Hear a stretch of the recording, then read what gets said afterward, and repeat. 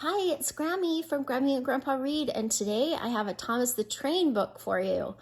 We know you love the Thomas the Train books. This one today is called Thomas-saurus Rex. So what do you think it's about? Do you think it's just about trains? There's your clue. Thomas puffed into the yard after a long day. He saw James and Gordon talking together. When he stopped at the water tower, he could hear everything they said. "I am too important to pull such an ancient load," said Gordon. "Yes," replied James. "I'm glad they brought that old bucket of bolts to do it. The engines here are all too fine. I'm surprised he can do anything, he is so old. Well, it makes sense for him to pull that special. The fossils deserve each other," said James. Both of the engines laughed. Thomas wondered what they were talking about.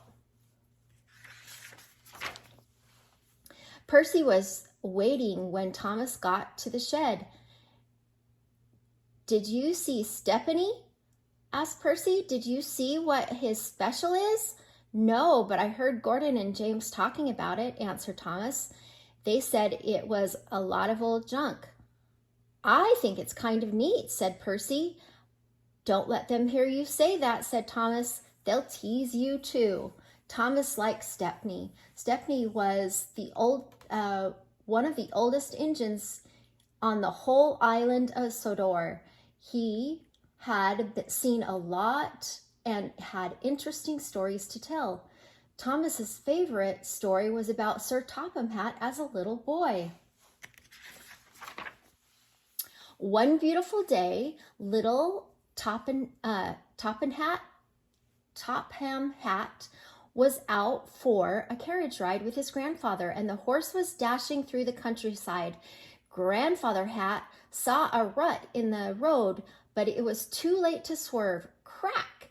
The carriage axle was broke and the horse ran off. Luckily, no one was hurt, but they were a long way from home. Just then, Stephanie, a brand new engine, came chugging by. He was pulling a load of coal, so he didn't have any passenger coaches. There was only one thing to do. Topham Hatt and his father crawled up on top of the pile of coal, and off they went. When they got to town, little Topham Hatt was covered head to toe in coal dust. He was very dirty, and so was grandfather, so mother couldn't be cross. They both laughed and even had their picture taken. Thomas always liked this story, and Percy liked it too. It had made him laugh to think that Sir Topham Hatt was ever that dirty. The next morning, Thomas went looking for Stephanie. "Good morning, sir," said Thomas politely. "Well, hello, Thomas," said Stephanie with a smile. "What do you think of my special?" Thomas looked at the rock with some bones on it and the old chest. He didn't want to hurt Stephanie's feelings. "It sure looks like it's old," he stammered. "It's the oldest thing I've ever pulled," laughed Stephanie. "It makes me feel young. The chest is full of gems from Rolf Castle in the days of knights. This fossil is from the age of dinosaurs, and it's going to part of a museum in Tidemouth. And so am I, because I am so old," he added proudly. Thomas thought the things seemed pretty interesting, but he remembered Gordon and James saying that they were junk. Thomas didn't know what to think. Just then, Sir Topham Hatt came to see the engine. "Stephanie and his special must go to Tidemouth for the museum show," he said. "But the hill to Tidemouth may be too steep for Stephanie with that valuable special, so someone will need to help push from behind." "Push? I would not push a special made of solid gold," said Gordon, "let alone that pile of old junk. I only pull specials, and important ones at that. I don't think we should have to push that special, sir, said James.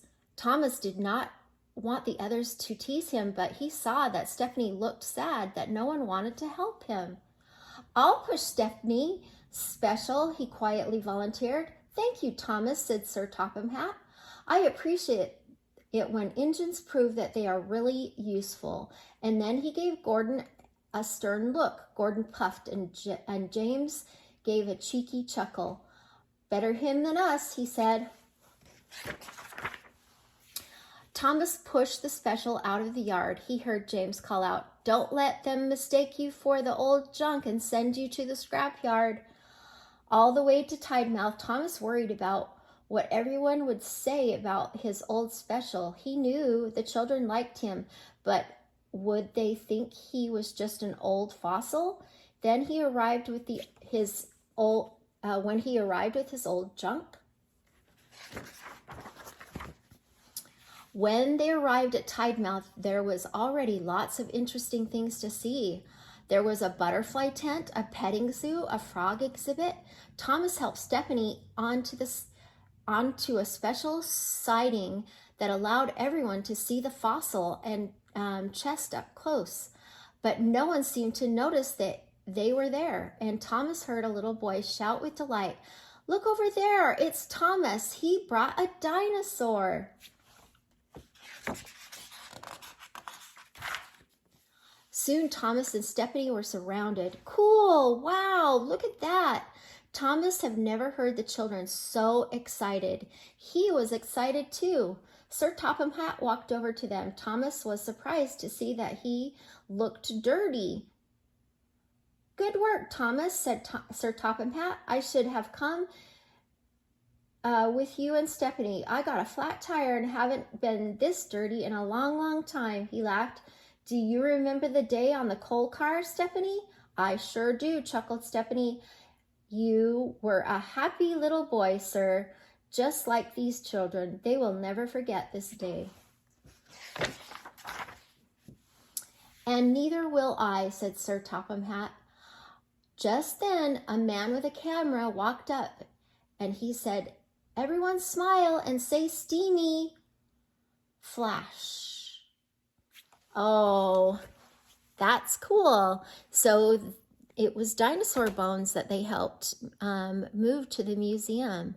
I hope you like this book. Please subscribe to our channel and like the video.